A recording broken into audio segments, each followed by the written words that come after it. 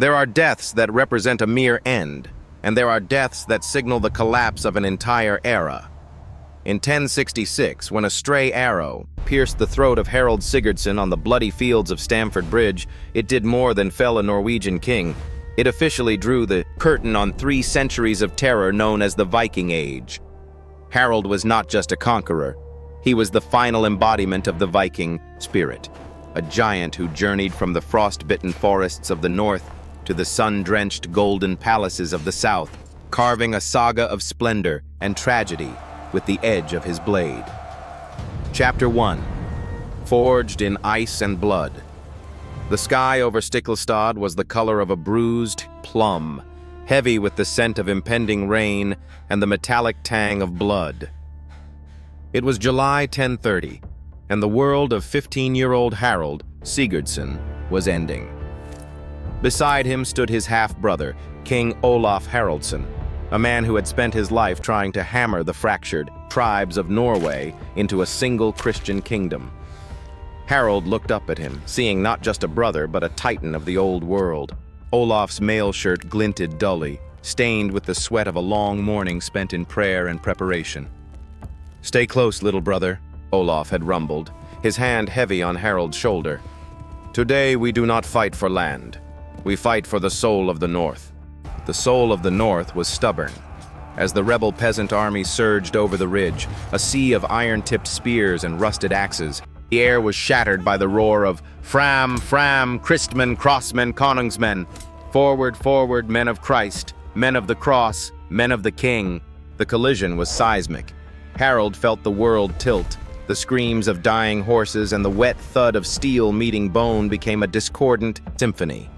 He swung his sword with the clumsy ferocity of youth, his heart hammering against his ribs like a trapped bird.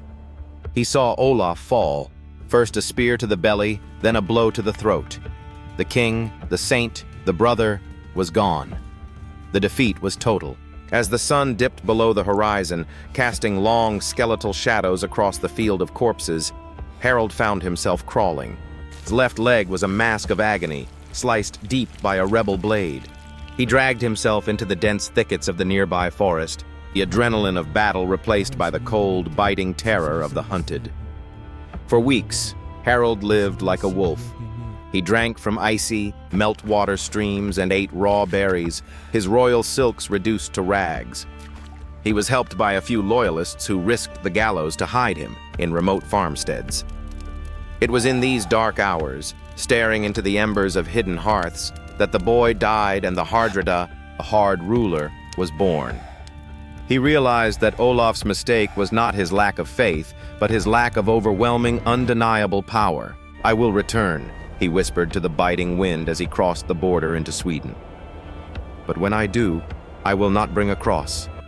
I will bring a storm."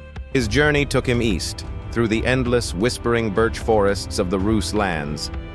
He arrived at the court of Grand Prince Yaroslav, the Wise, in Kiev.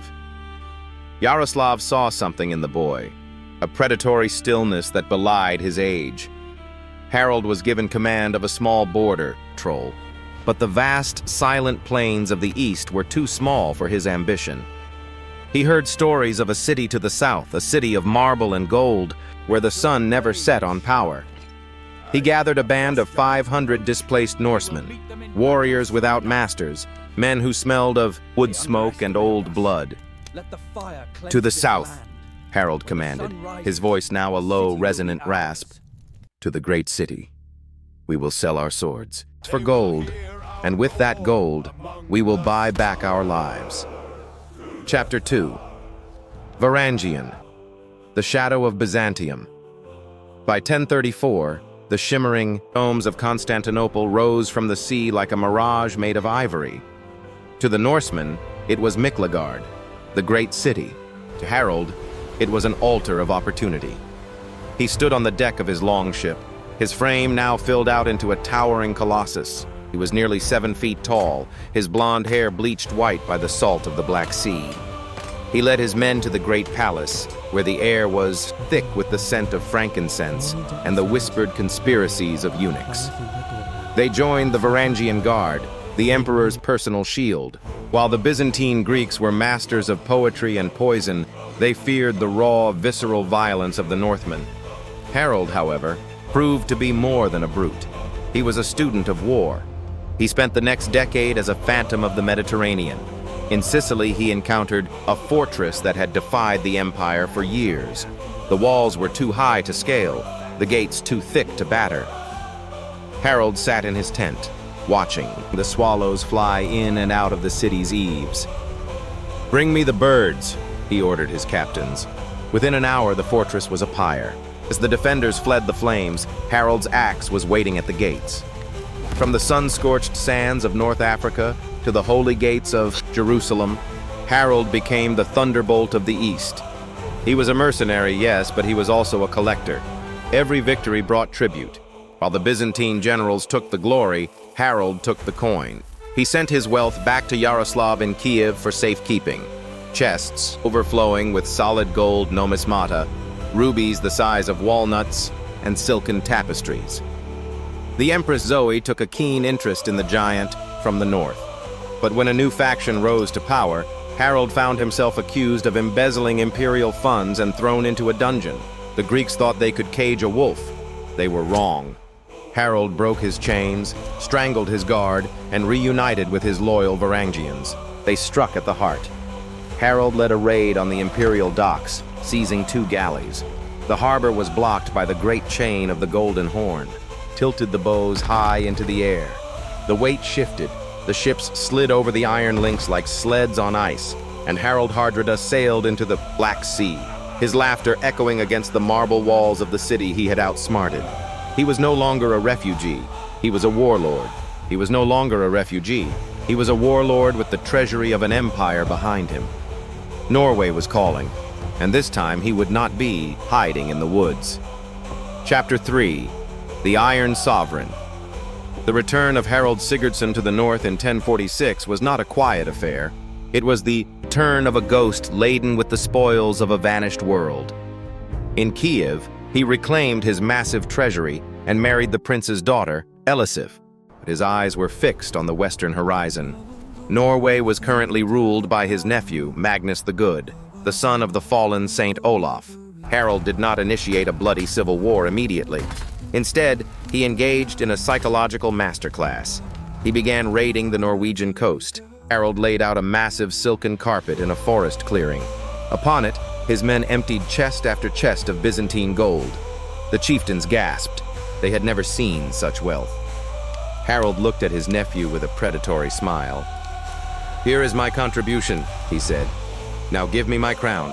Magnus died just a year later, leaving Harald as the sole king of Norway. It was then that the name Hardrada, the hard ruler, truly took root. He was a pioneer of the centralized state, but he built it with a hammer. He crushed the independent power of the Jarls, executing those who dared to question his taxes or his laws. He established a national currency and founded the city of Oslo as a strategic trade and military hub. For 15 years, he waged a relentless, grinding war against Denmark, seeking to recreate the great North Sea Empire of Knut the Great. Every summer, the dragon ships sailed. Every summer, the Danish coast bled. Though he won tactical victories, the ultimate prize eluded him. By 1066, Harald was a man of 50. His hair had turned to the color of iron. His face was a map of scars, but his ambition remained as sharp.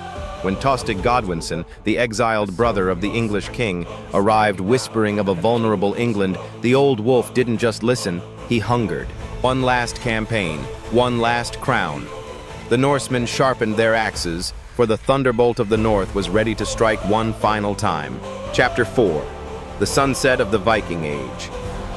In September 1066, the North Sea was white-capped and vengeful, yet it could not deter the 300 longships that followed Harald Hardrada toward the English coast.